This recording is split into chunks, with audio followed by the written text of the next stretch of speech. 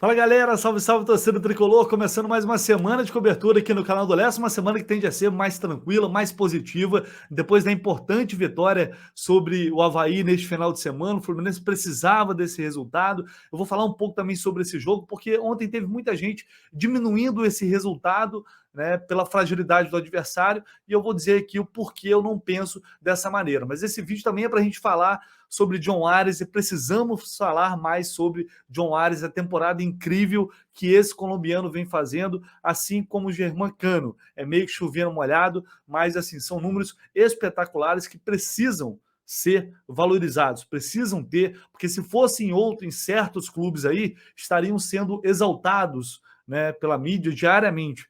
Então, o que esses jogadores estão fazendo neste ano pelo Fluminense é simplesmente incrível e precisa ser muito valorizado. Então, para começar bem essa semana, eu tenho certeza que você vai dar essa moral para deixar o seu like aqui, se inscrever no canal se você não está inscrito, que é muito importante, conto muito com vocês, fundamental isso. E, claro, indicar para todo mundo aí que você conhece o canal do Lessa, compartilhar nos grupos aí. Sempre que tiver um vídeo aqui, você achou legal, compartilhe da mesma ideia. E até para discordar também, mande aí nos grupos, que isso contribui demais aqui para o nosso crescimento. Tá bom, galera? Então, antes de falar de John Ares e Germán Cano, só queria falar rapidinho sobre o jogo de ontem, porque eu respondi muitos comentários aqui no YouTube, como eu sempre tento fazer, e muita gente meio que diminuindo, né, a vitória por 3-0, dizendo que o Fluminense jogou contra um time muito fraco, o penúltimo colocado, que vem numa fase muito ruim, e isso não deixa de ser verdade. Inclusive na análise, quem não viu a análise, vou deixar aqui no card também, depois volta e dá um confere na análise que eu fiz do jogo de ontem. Quem não viu, eu falei isso no vídeo de ontem de análise, né, que o Fluminense, de fato, pegou um time mais fraco, mais frágil. Só que se a gente for analisar só para esse primo, eu acho que a gente também perde uma oportunidade de valorizar um resultado que não valeu só apenas os 3 pontos, entre aspas, né? Apenas os 3 pontos. Alguns jogos, algumas vitórias, elas significam mais. Porque o Flu vinha numa sequência ruim de 3 derrotas, de 3 derrotas, de atuações muito abaixo, e precisava se recuperar. Então, essa vitória ela tende a trazer mais confiança, ela renova o ânimo pelo estado, para o estado anímico, eu acho ela muito importante. Então, assim, ela vai além dos 3 pontos. Muitas vezes você vencer um jogo, por mais que você não jogue bem, o importante é conquistar aquela vitória, não só porque você vai ter 3 pontos, mas também porque aquilo vai te dar combustível novamente, perdão, e para mostrar para os jogadores perceberem que eles não desaprenderam a jogar da forma, a apresentar o futebol que eles vinham apresentando até há pouco tempo. Então, acho que, assim, o time cometeu erros? Cometeu. Teve falhas, é claro, mas vi muita gente falando: mas isso aí, vocês estão passando pano, vocês estão, porra, iludindo o torcedor, camuflando para ser treinador, perdedor, derrotado. Enfim, eu discordo muito disso, acho que. E eu venho batendo muito nessa tecla, algo que eu aprendi até com o próprio Diniz, já falei isso aqui em outras oportunidades. A gente não precisa esperar o time perder para criticar o que a gente acha que está errado, e nem esperar vencer para elogiar, né? A gente pode fazer críticas, como ontem o Fluminense mais uma vez começou o jogo mal.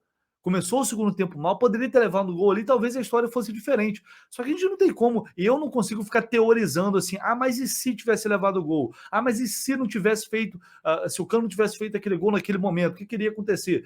Senão fica inviável a gente analisar o futebol. A gente tem que analisar o que acontece dentro da partida. E eu acho que ontem, né, o Diniz fez mudanças, e também no vídeo da análise eu critiquei as alterações, mas as mudanças que ele fez no time titular surtiram efeito.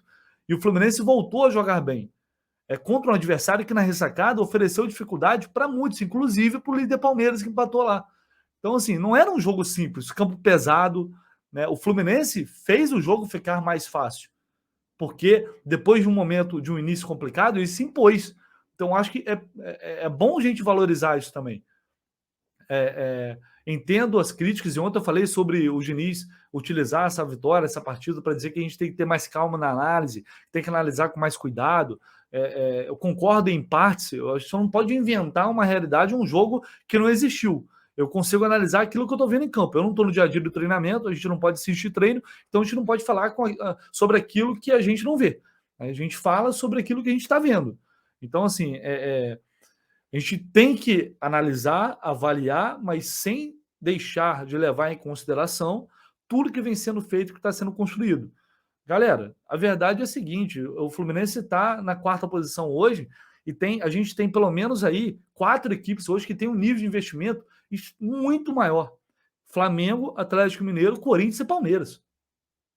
O Atlético está fazendo um campeonato muito ruim, mas se alguém lá no início do Brasileirão falasse que o Fluminense fosse terminar em 4, a gente ia achar, nossa, que merda, né? Tinha que terminar em segundo, em primeiro, em terceiro. Eu acho que não. Então, assim, o balanço, aí o saldo ainda é muito positivo.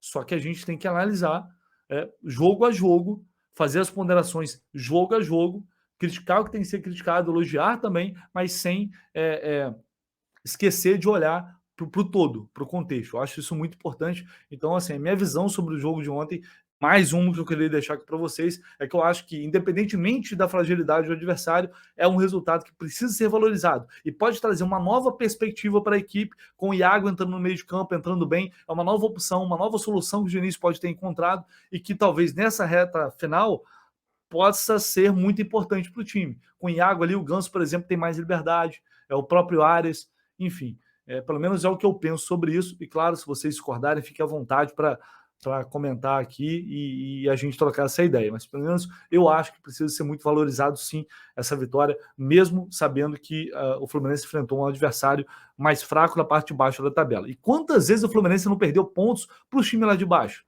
E a gente fala, pô, Fluminense, Robin Hood, né? Chega, pega um time, ressuscita os mortos e tal. Ontem foi lá e matou. Teria que fazer o quê? 6-0, 7-0 para a gente poder elogiar, para dizer que a atuação foi boa, né? Não baixa os 3-0, a superioridade durante boa parte do confronto. Eu, pelo menos, penso dessa maneira. E eu queria falar sobre o John Arias, como eu falei no início do vídeo. Cara, o que esse jogador vem fazendo é impressionante, gente. São 16 gols, aliás, são 16 gols, 16 assistências, isso. São 32 participações diretas sem gol.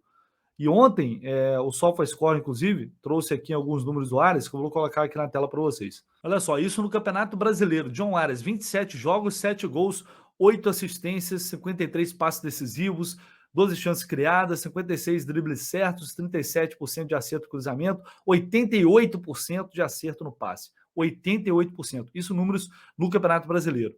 No total, na temporada, são 16 gols, 16 assistências. Isso é muita. O que esse cara vem jogando, gente, é impressionante. A capacidade que ele tem de se movimentar para todos os lados do campo e dar seguimento às jogadas, dar opção, esse jogo apoiado, essa associação com os homens pelas beiradas e pelo meio também. É um jogador que, assim, é gratificante a gente ver um atleta que chegou, não conseguiu desempenhar seu melhor futebol, e nesse ano ele está mostrando toda a sua capacidade, e não parece ser um acaso, uma coisa que vai acontecer apenas na temporada 2022. Ele parece ter muita regularidade. E graças a Deus o Fluminense tem um contrato longo com ele, já efetuou a compra agora, vai tentar comprar mais 50% dos direitos do John Arias, a gente tem que ver os valores em relação a isso, mas é um jogador que precisa ser muito valorizado. Você imagina o John Arias no rival, no rival ali da Lagoa. Como não estariam falando do John Arias agora? Então, eu acho que a gente precisa valorizar a grande temporada, o futebol que esse cara vem mostrando e a parceria com o Germancano. O Germancano chegou a 36 gols ontem, no ano, está prestes aí a obter uma marca histórica. Ele pode se tornar o 7º estrangeiro com mais gols na história do clube, empatado ali com o Rongo, o argentino, que tem 37 gols entre 1940 e 1941.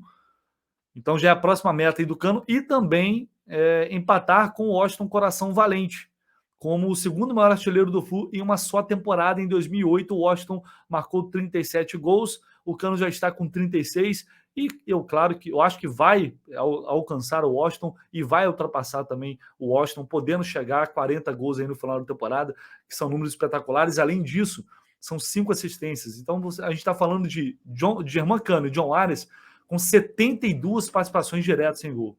Assim, é muito expressivo o que esses caras vêm fazendo. O Cano ontem, por exemplo, começou o jogo mal, chutando de qualquer jeito. Ele tem às vezes essa mania, não tem jeito, é dele isso. Mas é um cara que tem uma capacidade, um senso de oportunismo, de posicionamento dentro da área, de mexer com o zagueiro rival, de iludir em relação ao posicionamento, o zagueiro acha que ele está num lugar e já está no outro, e participando muito mais, de forma muito mais intensa do jogo como um todo, desde que o Fernando Diniz chegou, saindo da área, dando opção. Então, assim, foi uma grata surpresa que eu nem imaginava que ele pudesse fazer isso com essa qualidade. Então, o Cano é um jogador que tem muito mais a oferecer do que aquela... Quiseram rotular ele, é o atacante que só sabe chutar, ou que só chuta, que só sabe chutar de primeira, a bola vem com um toque, dois, como se isso fosse um demérito. O cara saber finalizar, ter um índice de aproveitamento altíssimo, o cara que pega a bola e define a jogada com um ou dois toques. Eu já escutei isso como se fosse algo ruim. E ontem tinha torcedor do Vasco falando de Cano, botando Raniel e Cano na mesma frase. Eu não aguento isso, cara. Botar Raniel e Germancano na mesma frase, para mim, é doloroso demais. Então, se mostra que a torcida do Vasco também ainda não curou a ferida. Está sentindo até hoje. Então, são dois jogadores que, mais uma vez, estão fazendo uma temporada assim, muito, muito acima da média. Eu acho que são os principais responsáveis, além também do Ganso, por tudo que o Fluminense tem feito neste Campeonato Brasileiro. A gente tivemos eliminações aí muito negativos da forma como aconteceram, mas no Campeonato Brasileiro esses caras são muito responsáveis por tudo que está acontecendo. E os números comprovam isso. Né? A gente, é óbvio que fisicamente parece que já estão começando a sentir, o time todo de uma forma geral, até por isso a entrada do Iago agora pode ser muito importante para dar aquela...